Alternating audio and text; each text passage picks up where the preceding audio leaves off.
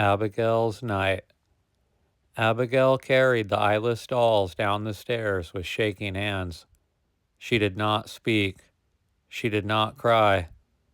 She only moved in silence, her body going through the motions as if guided by some force outside of herself. The house was dark.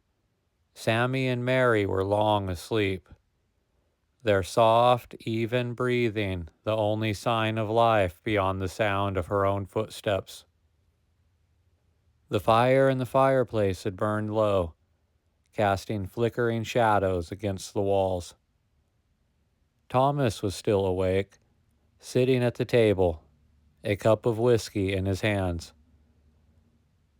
He barely looked up when she entered. Abigail stopped at the threshold, staring at him for a long moment, as if trying to decide whether to speak. Then, wordlessly, she stepped past him, moving toward the fire. She crouched down, gripping the dolls even tighter.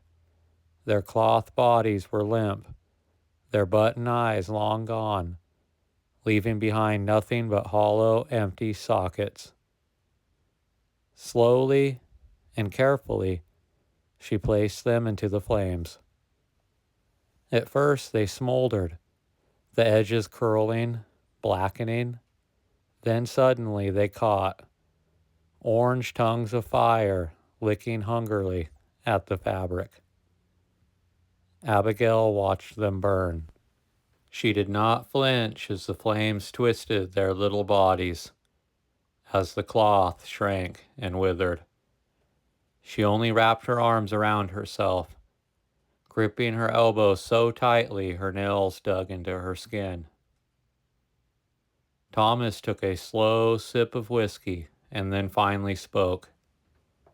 "What was that about?" His voice was rough, edged with exhaustion. Abigail didn't answer right away. She kept staring into the fire, watching as the last of the dolls crumbled to ash. And then finally she exhaled. She tore the eyes out. A pause between them for a moment occurred, and then Thomas set his cup down with a dull thud. "What?" "The dolls." Her voice was eerily even. "She tore the eyes out." For a long time, Thomas said nothing. Then, slowly, he ran a hand down his face, breathing hard through his nose. He yelled, "Christ, Abigail."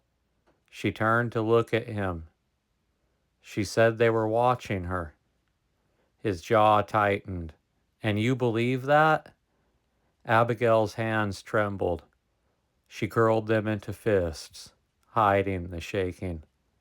"I don't know what to believe," Abigail said. Thomas swore under his breath. He pushed himself up from the table, grabbed the bottle of whiskey, and he started towards the stairs. "I'll talk to her in the morning." Abigail watched him go. She should have followed. She should have gone to bed and laid beside him in the darkness and let exhaustion take her. But she didn't. She stayed by the fire, staring into the dying flames, listening to the sounds of the house settle around her. The rest of the night passed in a blur of slow, suffocating hours. She tried to sleep. She tried to close her eyes and pretend, just for a little while, that this wasn't happening. But every time she drifted near sleep, she saw them. Not the dolls, Letty's eyes. Wide, unblinking, darker than they used to be. She kept hearing Letty's voice, that whisper that had scraped against her spine like a knife. "Now they can't see me anymore." Abigail sat up in bed, her breath coming too fast. Thomas shifted beside her but did not wake. She couldn't be in this room. She needed air. Moving carefully, she pulled herself from the bed, wrapping herself tightly with a blanket around her shoulders. She stepped lightly, avoiding the creaky floorboards as she made her way down the hall. But as she passed Letty's door, she hesitated. She didn't stop, and she didn't linger, but she swore she could feel something from the other side. A weight, a presence, and in the silence she heard it. A soft, rhythmic sound. It was Letty rolling something between her fingers, back and forth, back and forth. A small round object. It was the button. Abigail pressed a hand to her mouth, stifling a sob. Then she forced herself to move, to go down the stairs, to step outside, and to breathe in the sharp, cold air of the night. She stood on the porch for a long time, staring out at the endless dark, the wind tugging at the edges of her dress. She did not pray. She did not cry.